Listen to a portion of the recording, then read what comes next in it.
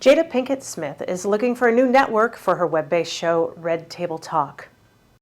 The Facebook Watch Originals show has been canceled. Facebook's parent company Meta is pivoting away from producing original programming. The show featured candid conversations with celebrities, experts, and public figures, and often dove deep into topics like social justice, relationships, and female empowerment. Pinkett-Smith thanked Facebook Watch on her verified Instagram account. Meghan Markle, the Duchess of Sussex, is ready for her return to Hollywood. She's signed with the talent agency William Morris Endeavor. The agency says it will work with the Duchess to build out her business ventures. Harry and Meghan's company Archewell has a multi-year production deal with Netflix. Rihanna is lending her voice to another animated character, this time covered in blue. The singer and actress will voice Smurfette in the upcoming Smurfs movie. She'll also be providing new original music for the film. She made the announcement at CinemaCon. Smurfs is due in theaters in February 2025. The summer blockbuster season is almost here, and Guardians of the Galaxy fans say it's hard to say goodbye. Man, I've been looking forward to tonight for so long. The world premiere, for us, this is the first time I'll have seen the movie in its entirety. I've been intentionally waiting for tonight to be surrounded by my friends, my family's here at the Dolby Theater in Los Angeles. This is what it all comes down to. To play a character that's kind of, I guess, as enigmatic as this, and that also has sort of, I don't know, a certain kind of like pre-established awareness around who he is and what he's going to be like. And obviously that comes with pressure, but that also comes with a really lovely kind of, I don't know, like a weight of responsibility that I kind of welcomed, and I'm really grateful to have had kind of bestowed on me. So I feel very grateful right now. I think whatever audiences loved about the first two, about these characters, their eccentricities, their proclivities, all that stuff, is that times 10 in this movie. We go deeper. I think watching it the other day, I saw the performances of the rest of the cast, and I was like, they've gone to places they haven't yet in the first two. So if you love them, you're going to end up loving them even more. And also you see, like, it's a family dynamic in different ways. We're like bickering at each other, but also we care for each other and we have to protect each other at all costs. So it brings something very emotional and something very funny at the same time, you know? You know, I really love the Rocket's backstory, and so I'm excited about people being able to see that, to meet these other characters, Floor and Teefs and Lila, you know. So I'm excited just for people to see the movie and, say goodbye along with us. 10 years, a decade of my life sporadically has been devoted to playing Nebula and being with my Guardians family. And so it's a really bittersweet feeling. I think we're all really proud of everything that we've done. But at the same time, it's hard to say goodbye. Marvel's Guardians of the Galaxy Volume 3 hit theaters May 5th. And fans are in for a good backstory on Rocket Raccoon, but it's also being billed as a trilogy-ending send-off for the series that has lasted a decade. Last year, there were only 22 films released in the summer, and this year there are 42. And in the streaming world, The Other Two is returning with a new season on HBO Max. This time, Brooke and Carrie are finally standing on their own 2 feet. I spoke with Drew Tarver and Helena York about our tendencies to compare ourselves with other people.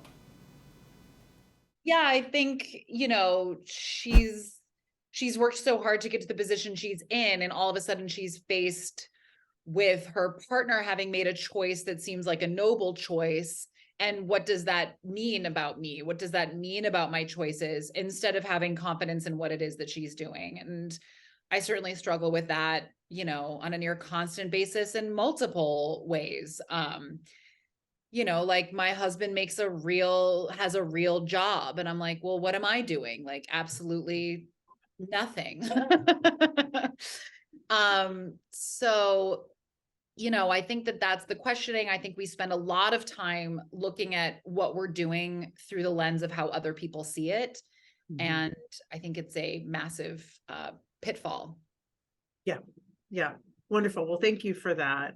And Drew, I have to say, it stresses me out a little. I want Carrie to have success. I mean, he comes close in some ways. And would you talk a little bit about what it's like to play this person who's just kind of on the edge of maybe reaching some sort of one of their goals or dreams? Yeah, I think he like is reaching his goals, and a lot of his dreams are coming true, and he's doing things that he's always wanted to do, but there's something in him that it's just doesn't feel good enough, or he's never quite satisfied.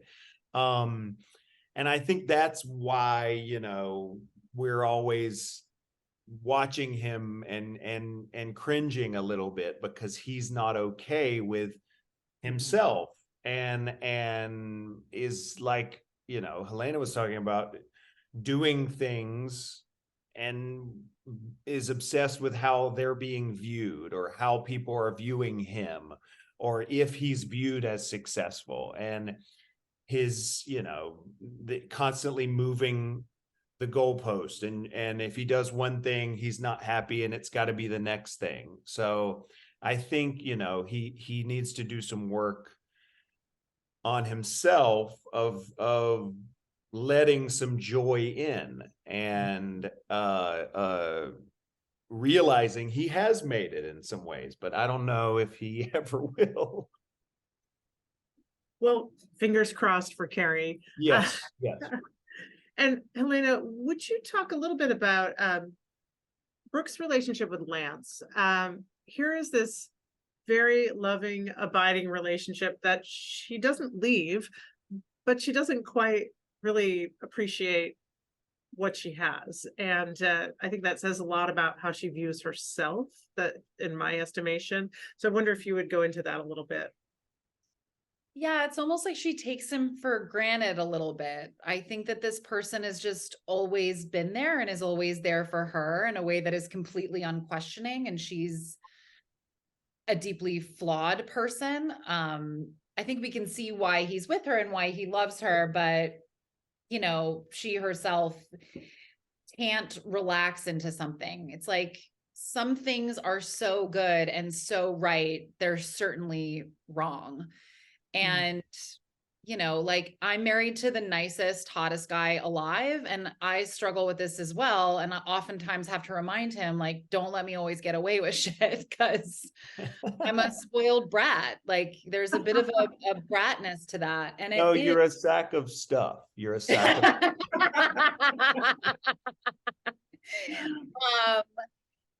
I think it's like anything, like chasing conflict in a way. I think it feels like sexy or dynamic to have conflict when you don't.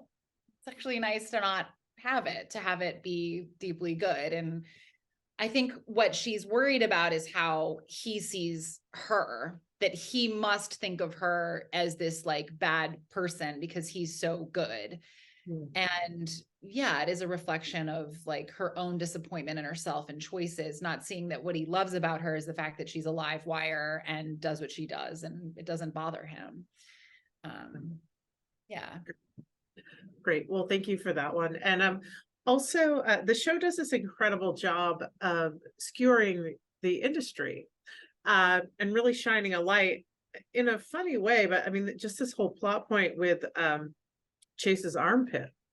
I mean, that is the side of Hollywood, that, there's this weird commodification in a certain way. And I wonder, Drew, would you talk a little bit about how the show takes on the business, even with Pat being unable to leave her house because she's so famous, and that sort of thing?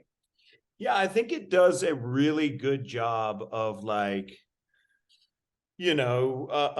this Chase is now an adult. So what does that mean in terms of him being an adult singer now? And let's take a look at that and really dive into what a cover photo shoot like that, what really goes into it, and really get into it for a full episode. And like get down to how it's delivered, and the thumb drive and the pit, and making sure it's hairy but not too hairy, or what does the hair look like, Right. Teasing it out. I think they do a really good job of like, if this is true about the industry, then what does that look like? And I'm, the Pat stuff is,